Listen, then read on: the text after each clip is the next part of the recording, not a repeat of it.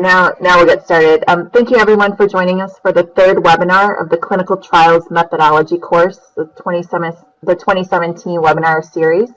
Our webinar today is Small Sample Size Clinical Trials, and it will be presented by Dr. Chris Coffey. Some housekeeping items before we get started. Everyone except our speaker is muted.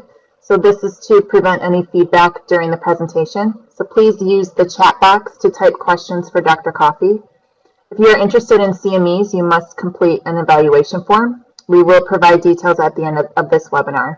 So I am pleased to introduce our speaker, Dr. Coffey. He is a professor in the Department of Biostatistics at the University of Iowa, where he is also the director of the Clinical Trials Statistical and Data Management Center. He previously served as the PI of the Statistical Center for the Secondary Prevention of Small Subcortical Stroke Study, or SPS3.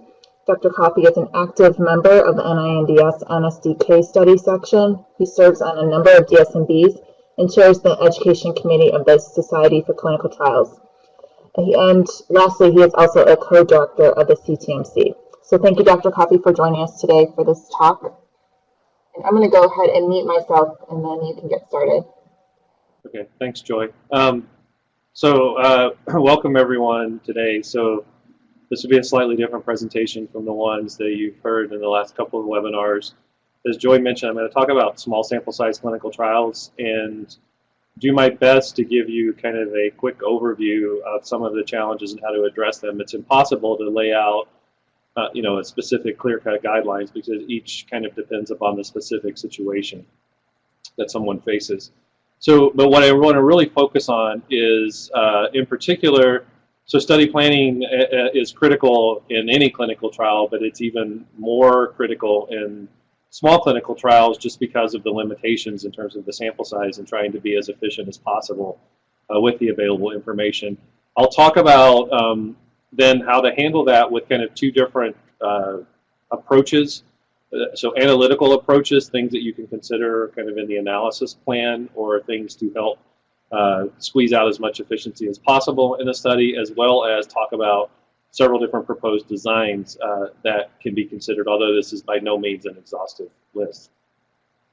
So this is just the standard disclosures. There's nothing in particular I have to disclose, and then your notification that as Joy mentioned, this is being recorded. And the chat function you can use, again, to ask questions. So what I want to start off with is this slide kind of serves two general purposes. One being a native East Tennessean, it's a good excuse to put some of the hills of East Tennessee into a presentation. But more importantly than that, this kind of gives you a general picture of the way we like to view things in research and clinical trials, what I call this fictional wonderful land of asymptopia, where as far as the eye can see, everything looks like a bell-shaped curve or a normal distribution. When that is true, then a lot of statistical theory, a lot of research works much better, it's more efficient. A lot of statistical theory is based on normally distributed data. Unfortunately, in small trials, that is not always the case, and that is where things break down. So it seems like there might be problems with audio, at least some people are having. In general, are people hearing me, or is there a general problem? Okay, good. Okay, good. Looks like it might be isolated. So with the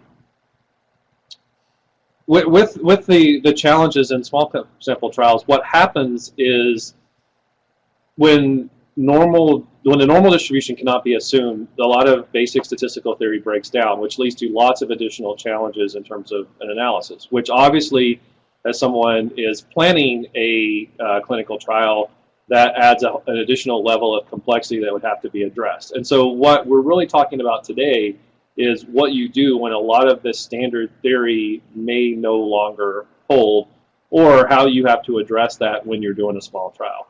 Now, one of the challenges that comes up when you talk about small clinical trials is that small clinical trial means something different in terms of a definition to many different people. So if you're a researcher working in stroke, then a small clinical trial would most likely be an early phase trial looking at a new compound. Whereas if you're an ALS or an SMA or some other rarer disease, then a small trial could be a confirmatory phase 3 trial that's limited by the size of the population with your disease. In addition, almost everyone who's participating in the course is doing a small clinical trial, almost by definition of where you are in your careers. And so many of these challenges will hold as well. I think the key thing and the number one problem that comes up with small clinical trials, whether they're confirmatory in a rare disease setting or an early phase in maybe a more common disease setting, is that there is a tendency for people to basically set up small trials that look a lot like what they would want to do if they had the resources and access to subjects to do the larger efficacy study, but it's not necessarily set up that way, which in kind of grant reviewer terms or in institute terms is what we refer to as an underpowered phase 3 study. And I can tell you from sitting on study sections, those tend to be the kiss of death, and that it gets people's antenna up, and then it's with anything, once there's a crack in the dam, then everything falls through. So what you really are seeking out here is you can't necessarily say that a small study is just a mini version of a large study. They're different, right? So regardless of whether you're doing a large, whether you're doing a small study, there has to be a question that you're addressing, and the study should be set up in order to give you the ability to answer the question that you want to address. The challenges with, like the example I gave before, with an underpowered efficacy study, is that you get to the end and you haven't really definitively answered a question. The interpretation may be somewhat subjective. And as I'm sure many of you are aware, you could put a subjective piece of data in front of 10 different people and they could come up with 10 different answers. And we're very good as scientists, as neurologists, as statisticians across all fields. We can come up with explanations for things after the fact for any number of things. That's not really what you would want to set out from the upfront doing. You want to set up that there's a clear-cut question. And also you have to recognize what you're sacrificing by being in the small trial setting or having the limitations of, you can only do this in a single site. It's not feasible to do it at a multi-site based on the knowledge that's done. To recognize what those limitations are and be proactive in terms of addressing those limitations. So one of the things I think that's helpful to kind of start the discussion is kind of reviewing this document that is now over a decade old, but it came from National Academy of Sciences. It was an executive summary looking at small clinical trials, issues, and challenges. And I think it was a very useful document. If anyone's interested, you could get the document and read it in full. But one of the things it did was it came up with a number of recommendations for small clinical trials. These include, first, define the research question. That's really just what I went through. Every trial should have some clearly defined research question of interest that the researchers hope to address. Second is tailor the design to answer that research question. The third is to clarify the methods of reporting the results of the clinical trial, so be clear in what you're reporting and how that answers the question. The fourth is perform corroborative statistical analyses you have sensitivity analyses, things to justify, exercise cautious in interpretation. I think in general, I would say the science community doesn't do that very well. I think everyone tends to, get overly excited about positive findings and underemphasize negative findings, and I think that's something that we as a field could do better. And recommendation number 6, more research on alternative designs is needed. So those are the recommendations that came from this committee looking at small clinical trials. But if you look at those, this is no different from any other trials. You could make those same types of recommendations to clinical trials in general, whether you're in a large setting, regardless of the disease space. It's all important to ask the question, make the design appropriate to answer the question, be clear in reporting, do sensitivity analysis, be cautious in interpreting the results, and then consider the alternative designs, which one are most appropriate. So these are not specific to small clinical trials. I think the big challenge comes in that when you're in a small clinical trial, it's a little trickier to do that. So as I mentioned with the question, there's really 3 basic requirements you could think of for a clinical trial regardless of the setting. The trial should examine an important research question. We've stressed that. I've mentioned that this is like the 3rd or 4th time just in this presentation. You should use rigorous methodology to answer the question of interest, and the trial has to be ethical and make sure that the risks to subjects are minimized. So the challenges in a small trial is it's much more difficult to accomplish those at the same time. You may have to relax one of them. So for instance, in order to ask a question of interest, maybe you can't use the most rigorous methodology because you just can't get enough data to implement that. You have to come up with an alternate approach. Or you have to modify the question that you really want to ask to address a question that you can ask given the limitations. In the rare disease setting, this is a common problem, right? You just can't get access to enough people to actually do a study of the size you would want to. The big difference, and this is where study planning comes into play, which is really what a lot of the emphasis of the course is on, is that there's a big difference between you just jump into a study and then you retrospectively after the fact try to decide how the requirements were relaxed just based on how the study progressed, versus the more optimal way is prospectively looking at it, looking at what are the limitations with respect to these three principles, and having meaningful discussions with a team of collaborators to decide how to relax the requirements while still making sure that you have a high-quality study. And in my opinion, just as a statistician who's worked with numerous researchers in designing trials over the years, I can tell you that when you're designing these small trials, these early phase trials, it's a little more challenging. It's a lot more challenging than designing the phase 3 types of studies because you're limited in terms of what you can do. And so you have to be very cautious in trying to put a design that is feasible and implementable, but at the same time answers the question of interest. There's not infinite resources. As an example of that, there's kind of two broad approaches I mentioned previously that I wanted to talk about: methodological approaches to squeeze out efficiency, or considering alternative study designs.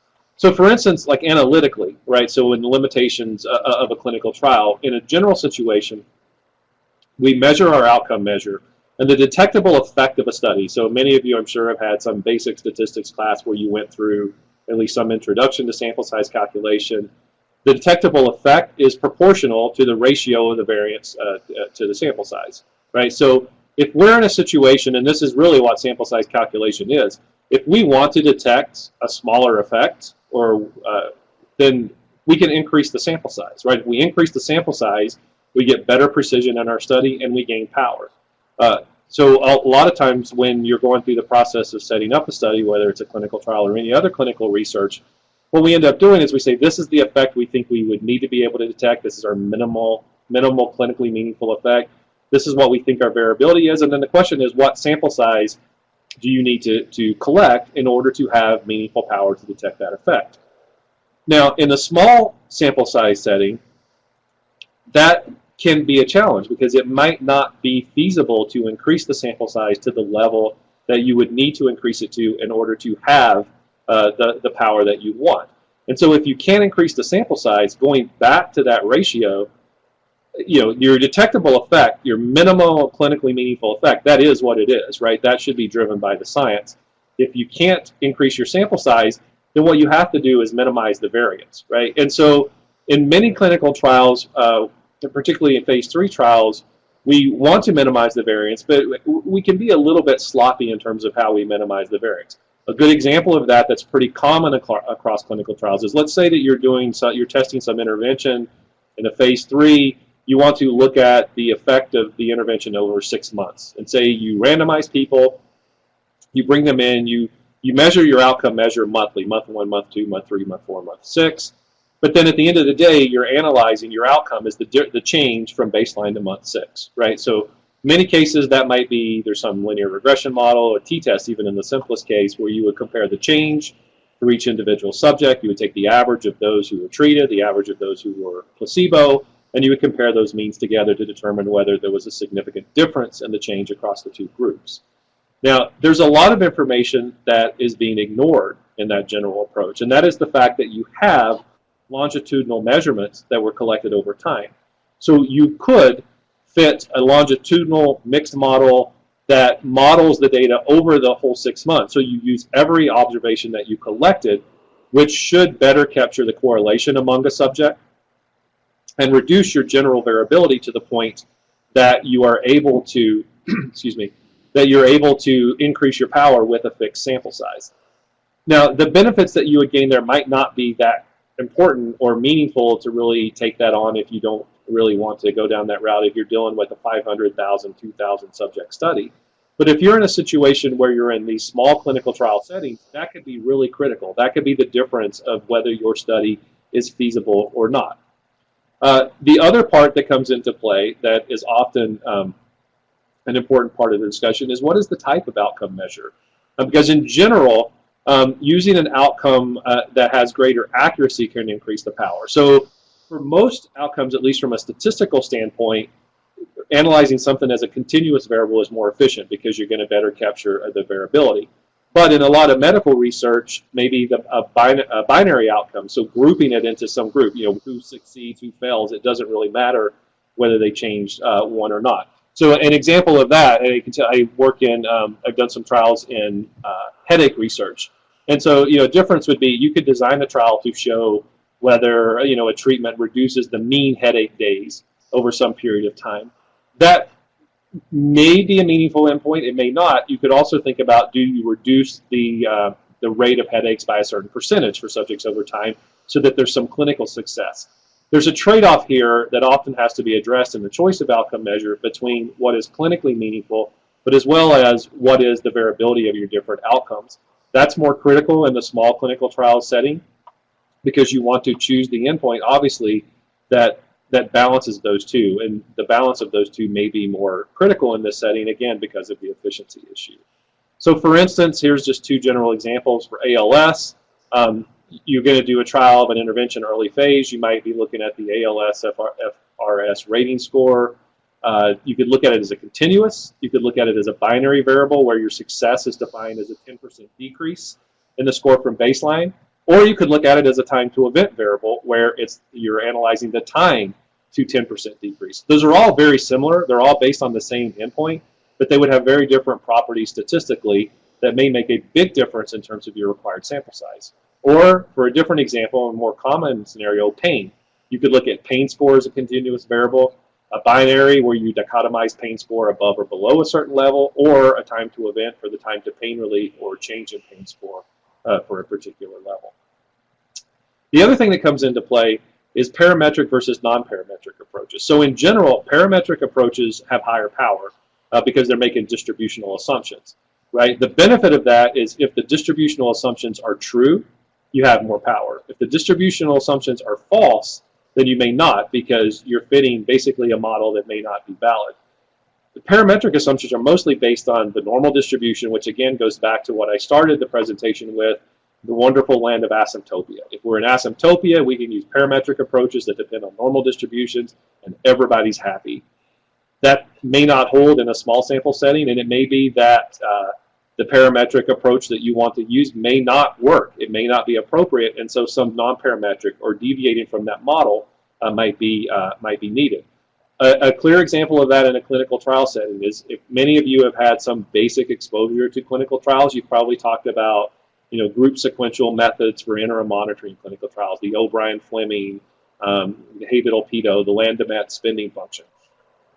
And when that's presented, and most clinical trial textbooks I've ever seen, those are presented as if, usually it begins with a statement that says, we'll assume the variance is known, and then it goes through and gives you the properties of how you can use that to monitor a trial. What is hidden in that statement is what that's assuming, because the variance is never known. It's assuming that you have a large enough sample size that your estimate of the variance would converge to the truth, which is the statistical mumbo-jumbo of saying that.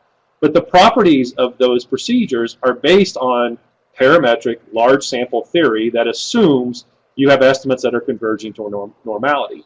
If you're in a small clinical trial setting, those properties don't hold. So what that means is, let's say you're doing a clinical trial of 40 patients, and you're going to do halfway through at 20 patients an interim analysis based on an O'Brien-Fleming spending function. And you're doing that because you want to control your type 1 error, accounting for the early looks. You've been taught in every clinical trials class you've ever been done, you've been insisted that that's the thing you need to do to account for the multiple looks. If you do that, you may very well not control your type 1 error. Not because you haven't accounted for the multiple looks, but because there's an additional problem that comes in, and that the distributional assumptions don't hold because it's based on large sample theory and you're in a small sample setting. So that's one example of the types of things you have to be cognizant of. A lot of things that you may take for granted because of the way it was presented to you in the clinical trials intro course may have been presented in this large sample geared towards phase 3, hundreds if not thousands of subjects, may not apply if you're now in the very early state or a small sample clinical trial state where you may be very limited in terms of your sample size. So how to increase the power given that you can't just ramp up your sample size? Well, in a usual RCT, for the later phase sample sizes, the later phase studies, you have large sample size, you're going to do intent to treat analysis, and you don't have to worry about noise so much. So, you can set things up, you can be cognizant of these issues, but maybe you don't have to be obsessed with the issues. And that's kind of like, this picture here, there's this group of kids running here. If one kid falls down, people may notice, but everybody's so focused on the pack of kids, it's not going to be that big of an issue. For small trials, it's more like the pictures here, where you're out running by yourself, right? If you trip, if you fall, if you do something, everybody's going to notice because there's nothing else for people to be distracted from. So in small populations, it's really important to use models when appropriate by pre-specifying. It's important to check each observation. So the importance of data cleaning is absolutely critical in a small trial. If you have 1,000 observations with 5 messy observations, it's probably going to have minimal impact.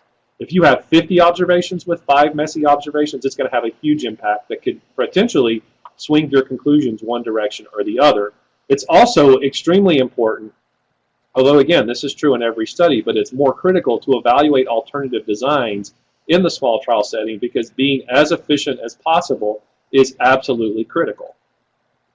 Another thing that can be considered analytically, and this is somewhat of a controversial issue, is the use of historical controls. So historical controls can be helpful both in terms of reducing the feasibility of a study for the sample size, but also then it also has appeal to patient communities because then you would not have to do a placebo-controlled study. The problem with historical controls and the argument against it is you really have to have a pretty strong a collection of clinical trial quality data in a registry or otherwise to really know what you would expect control subjects to do in a clinical trial. It has to be defensible, which is where this often breaks down, and that there aren't many high quality, clinical trial quality registry data long term to draw this from. There's a lot of registries that are pulled together, and they're popping up more and more. But they may not have as complete a data. They may not have all the endpoints captured that you might want to do for a clinical trial. So they may not be a good replacement for the placebo group. What you really are hoping for with historical controls is that your historical control data is strong enough and of quality enough that it's highly predictive of what a placebo group would do in your study, and then you can use those as your control group, which in essence would reduce your sample size by about half because you don't have to randomize subjects. It's a high bar. There are a few disease areas where you could maybe make the argument for that, but you have to be very cognizant of it's a high bar that you're really going to have to argue for should you choose that. Obviously, the advantages are what we've talked about. The disadvantages are that you're making the assumption, and this is where it really boils down to. You have to be pretty sure that your current population and your historical population, where your historical controls came from, are similar, if not identical. If they differ, then after the fact, you can't fix it. That's the problem. You're putting all your eggs in one basket. If it turns out that they're different, what you see in your population differs from what you saw historically, your historical controls would not be any good. You'd be left with a study without an adequate control population, and that has a lot of headaches downstream. So the onus would be on you as the researcher to make the case that historical controls are reasonable. If they are, they can be a big benefit to a study. One of the things that I think is helpful there is to really encourage other disease areas to put together high-quality registries. And with high-quality registries, what that typically means, and I don't mean to insult anyone on this call, but in general, MDs are not the best at designing databases. Often what generally works when I've worked with them is an MD will draft out what they want to collect, but then it's important to work with like a data manager or someone who kind of does this on a daily basis to be efficient in how to pull it so that you end up with things that are usable at the end.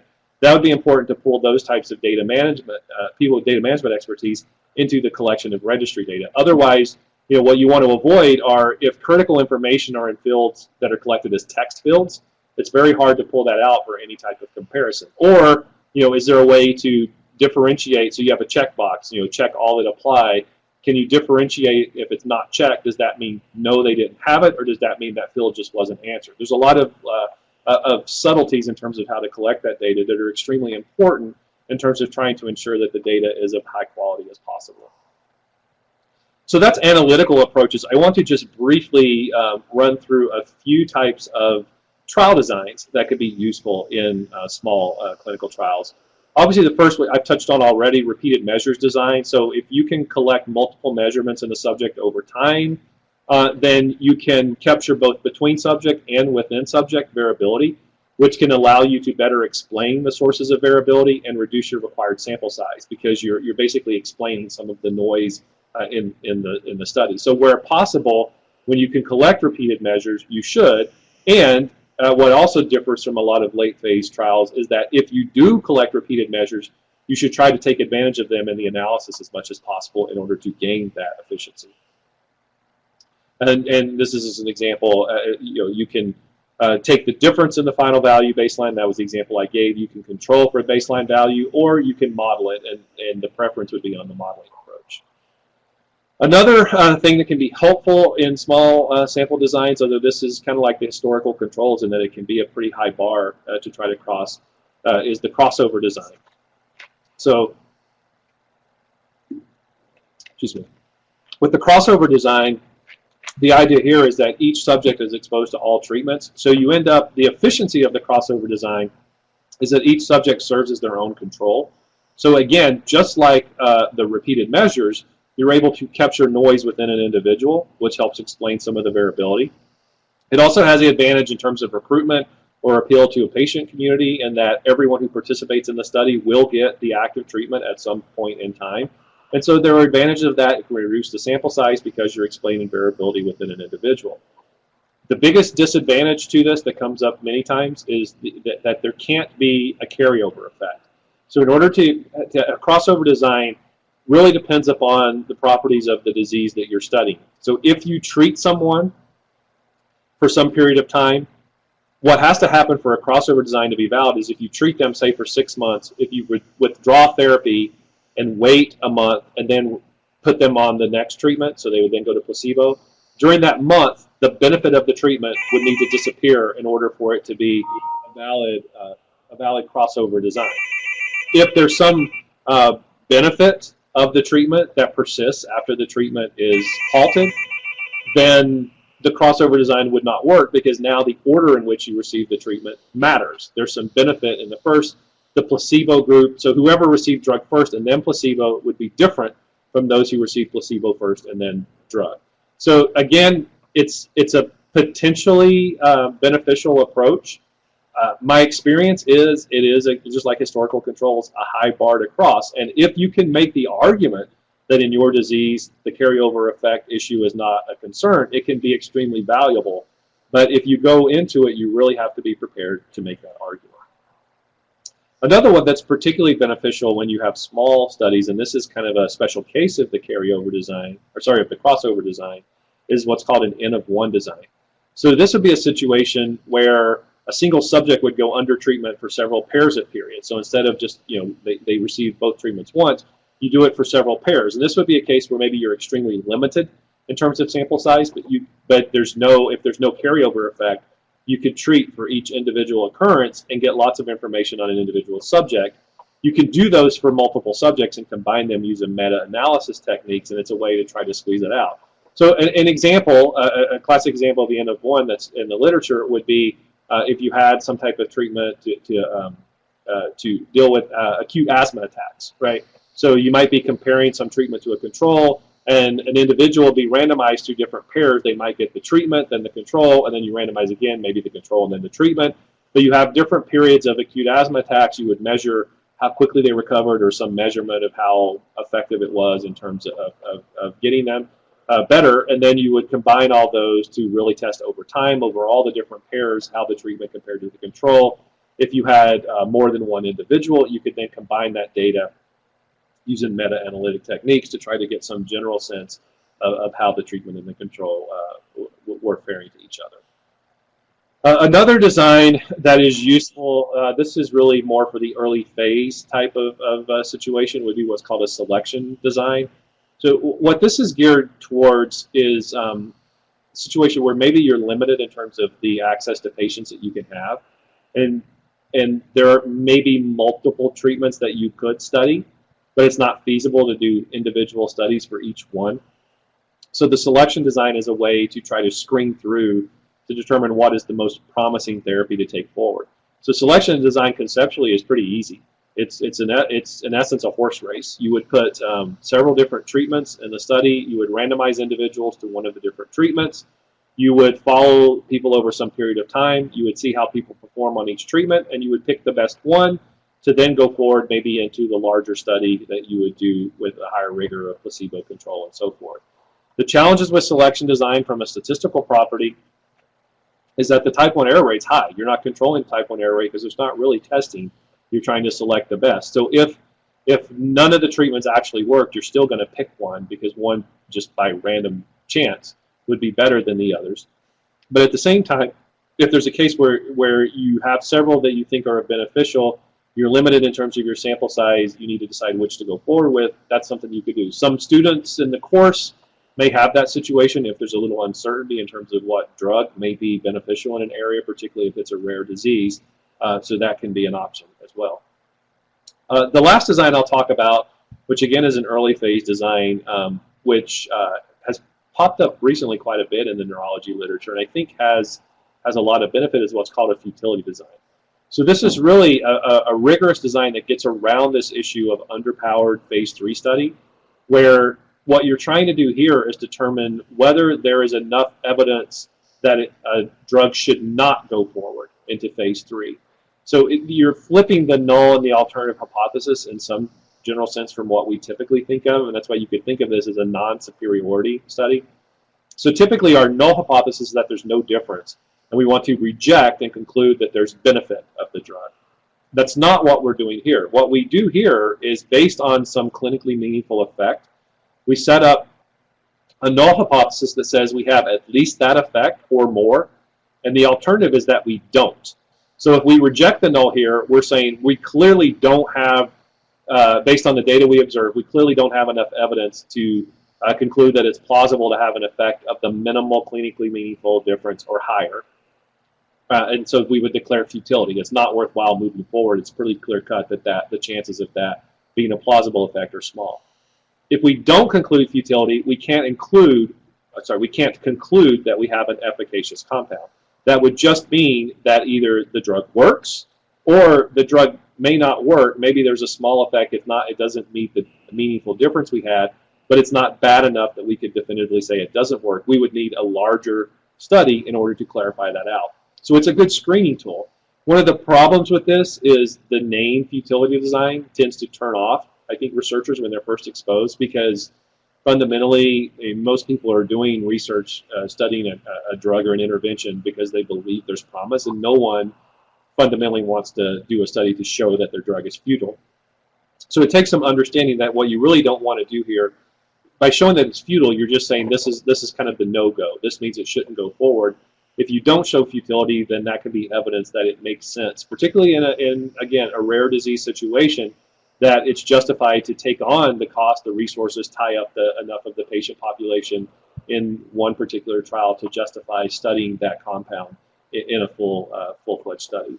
So here's an example just of how that would set up to clarify that. So if you're studying some intervention, and suppose a 10% increase in favorable response rate over placebo is clinically meaningful. So if you were planning a phase 3 efficacy study, you would power this to show a 10% benefit.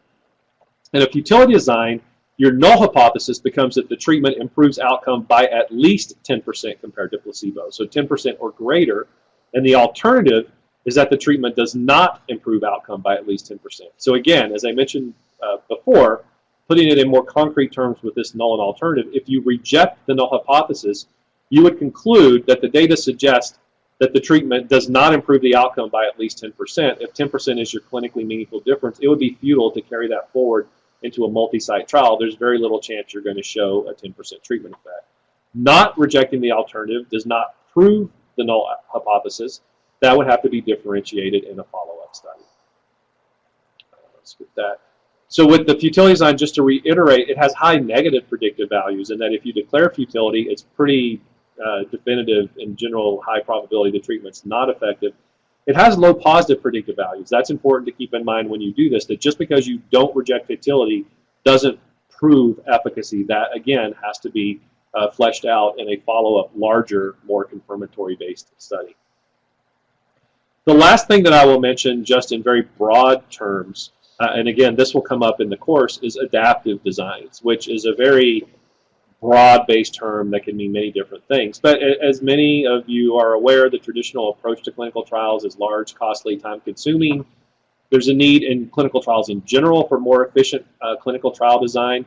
There's an extremely critical need in small trials, rare diseases, other small clinical trial settings, to be as efficient as possible. So there's a lot of interest in innovative trial designs, of which adaptive designs are one that has received, in particular, a lot of attention, where the idea of an adaptive design is that you don't, so the typical study design is that you design your study at the beginning, you put that in place, you collect your data, you run your analysis, you report your results.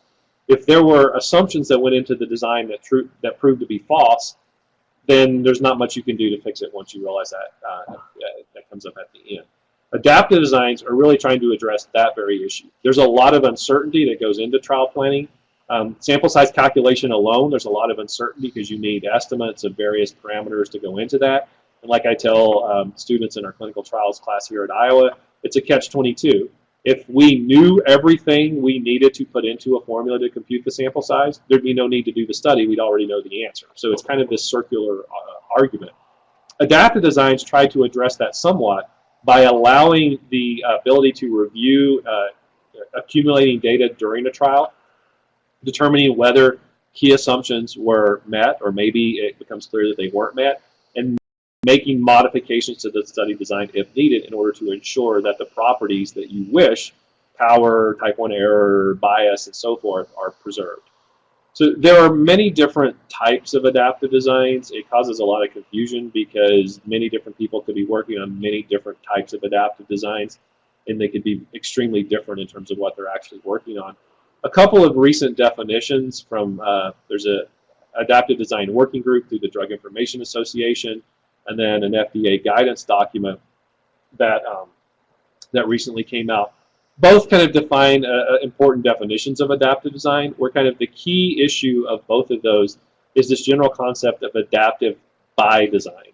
And so one of the big, I think, confusion points with adaptive designs is that it's not intended to be something that you just jump into. You come up with some general guess at the beginning and then think that the data, as the data come in, will give you what you need to clean things up on the back end. The idea here is that you've carefully thought through at the beginning what are the uncertain questions that you want to address with your design, and have specified what rules would allow you to do that. So for instance, if this happens, I will do A. If this happens, I'll do B. If this happens, I will do C. That is important because that's the only way that you can verify the operating characteristics, by running simulation studies in a variety of scenarios and showing that the statistical properties are held. I think given that level of complexity, so there's an advanced track in the course that gets into adaptive designs. For most of the students in the foundations course, because that's an added level of complexity to do those studies to really validate that, that's probably not a feasible option for the types of projects that we'd be addressing in the course. But it is an important thing to keep in mind because you could encounter this in the future. And again, there'll be additional discussion at the in-person course in Iowa City about setting up simulations. How do you think about how to do that, just so that you have a little more exposure. But I would suggest, it's not to say that none of the projects could involve an adaptive design in the foundations track. I would find it extremely unlikely, though, and I think there'd have to be serious conversations about how appropriate it is, how feasible it would be to take that extra layer of complexity on. So to kind of summarize, and again, this is kind of a blanket overview of key concepts for designing small clinical trials in practice. As I mentioned at the beginning, the specifics of a design will vary a lot and depend heavily on the disease, the issues, other limitations from the field.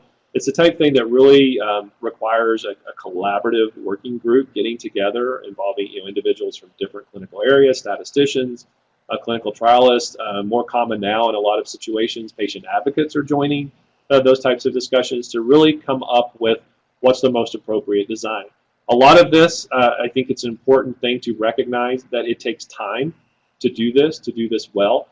It's not feasible to have an idea today and to say, I'm going to submit a grant June 5th. Let's flesh this out over the next week or two. That's probably not feasible. In general, in my experience from original concept to getting something fleshed out to a grant application, optimistically, is 6 months. It can take longer than that depending upon what complexities come up, because there's a lot of challenges that are both statistical in terms of the design. Also, is it feasible? Can you do it? But then tied in with that, maybe to get statistical efficiency, it adds operational complexity. So if you have some type of very efficient adaptive design that does some type of dynamic allocation or drops treatment arms and adds treatment arms as you go along, that might be great from a mathematical perspective, but that could be extremely challenging from the operational drug supply issue. If you have a drug that's expensive or hard to get to the sites, or to modify the different dosages would take some time. So you have to really think about all those together in terms of how to address those. Again, this is true in any clinical trial. It's usually more critical in small clinical trials because each of these issues, the negative implications of them are exacerbated because you can't fix this with more sample size. There's less margin for error, and so you really, really have to think carefully about every aspect of the study and make sure that you're putting the most efficient study plan in place. So that is all I have for the presentation. As a reminder, for this and the other webinars, you can go to the following website to evaluate the webinars, and we would appreciate any feedback you have on this and all aspects of the course, because it helps us as we review and plan and tweak the course in future years. So at this point, I will stop, and I'd be glad to take any questions anyone has. I have one question. How do you calculate sample size for a time-to-event analysis if you have no data on which to base predicted response time of placebo or comparator arm? That's a tough one. And that's really no different from, I mean, in some ways that's no different from if you're doing a continuous outcome comparing means and you have no idea on the mean of the control group. It's the same challenge. I think what I would say is if you're studying a disease and you're ready to do an intervention study, it would seem that maybe you have little certainty, but you would hopefully have at least some general sense in the population of what the response might be on placebo, because that's kind of the natural progression of the disease. If you don't have that, it may be extremely hard to do an intervention study because you're kind of guessing in the dark at that point, and you'd have to make some reasonable assumptions. It would be very hard, I think, from my experience serving on grant reviews, that something like that would get through if you had very little data to base any of the assumptions on.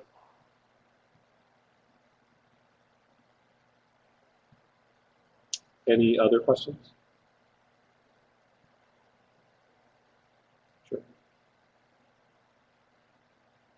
There's a couple people typing. We'll give it a minute and see if something comes through.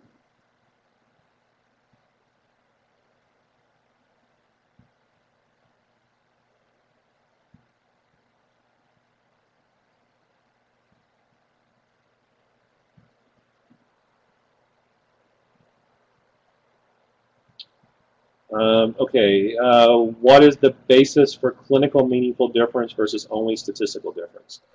Okay, so that's an important concept that's true for clinical trials in general, and really clinical research for that matter.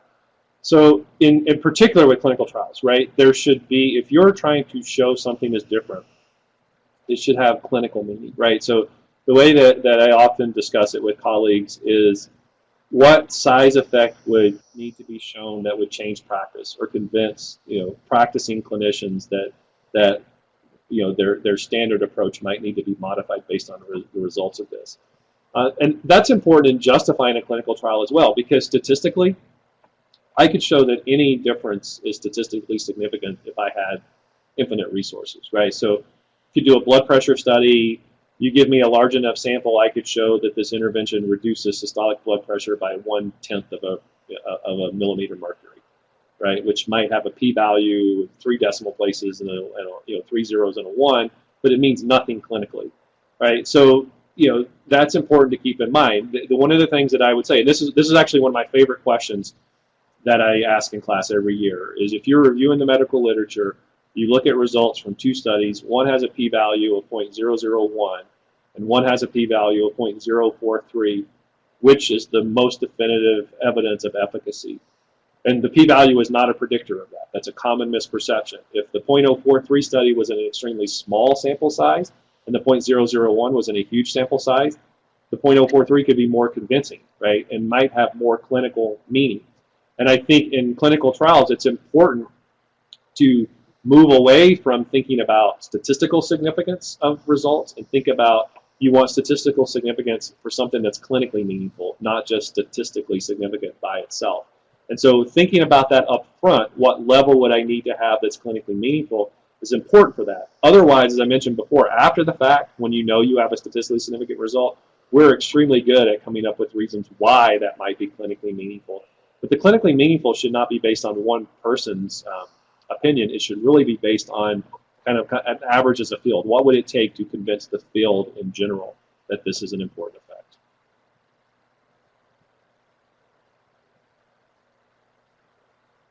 Any other questions? All right. I don't see anyone else typing. So, Joy, do you have any last-minute things we need to address? I do, but I do see someone typing Carla typing right now. A new one just came in. Oh, okay. I have not seen any sample size calculations that account for multiple covariates in a repeated measures of ANOVA. They're just based on effect size. Should I not worry about number of covariates? So that's one that people struggle with a little bit. So part of the problem with that is you have to have a sense of how your covariates predict the outcome. There are ways to do that. They can be more complex. So you could assume as a group of covariates how much of the variance they predict, and you can modify your variance estimate to account for that. Or you can run simulations where you just simulate along with the covariates and go through that. A common thing that I do, and again, this is more common in more standard trials, you might have to actually get a better sense of what that would be in a small trial, is in general, if you ignore covariates, it's going to give a conservative estimate of power, because if the assumption is that the covariates are important, they're going to explain some of the variability. So an argument that I've made several times in many situations is you do power without addressing the covariates. This is the required sample size. We plan to adjust for covariates, so we think that these are predictive of the outcome, should reduce the variability, and would gain me power. So I have at least as much power as I think about. It's somewhat conservative. Now, that's a good example of the point that I was making earlier in the talk. In a standard clinical trial setting, that argument may be valid. In a small trial, it may be valid, it may not. If ignoring the covariates gives me a required sample size of 150, and if there's only, feasibly I can only do 100 subjects, that doesn't help me much. It might be more important then to drill down deeper, as I mentioned, and think about exactly how much of the variance is being accounted by the covariates, making an adjustment for that. So that's, in statistical terms, there's this general sigma square times 1 minus rho, where rho is the correlation. So you can adjust the variance based on the covariates and how strongly correlated they are to the outcome variable. So you may have to do that, and there are ways. It's a little trickier. There are software packages that let you do that. Most of those are the ones you have to pay for. Most of the ones you could download for free on the web won't get into that level of complexity. But in that situation, I would absolutely say you should be talking to a statistician who can either help you with the analysis or point you in the right direction to make sure that you're addressing that correctly. Another question just came in. Is there a specific cutoff number of enrolled patients for a trial to be considered small or large, or does it always depend upon the disease? I would say it depends on the disease, and even within the disease, I'm not sure there's a clear-cut definition of what it would be. There could be an extremely large phase 1 study. I think what it really boils down to, and in some ways small is also by the number of sites. So for the course, the foundations, students in the foundations track, most of these will be at a single site. And so there's also limitations just in what you can do and the time frame, right? It might be that you could do a larger study over 2 years, but if you only have 6 months or a year to do your study, you're limited in terms of what you can do. So there's a lot of things that can lead you to a, quote unquote small study, but there is not a standard definition. It's one of those things you know it when you see it, or you realize it when you're in the middle of trying to plan it and you realize how challenging it is.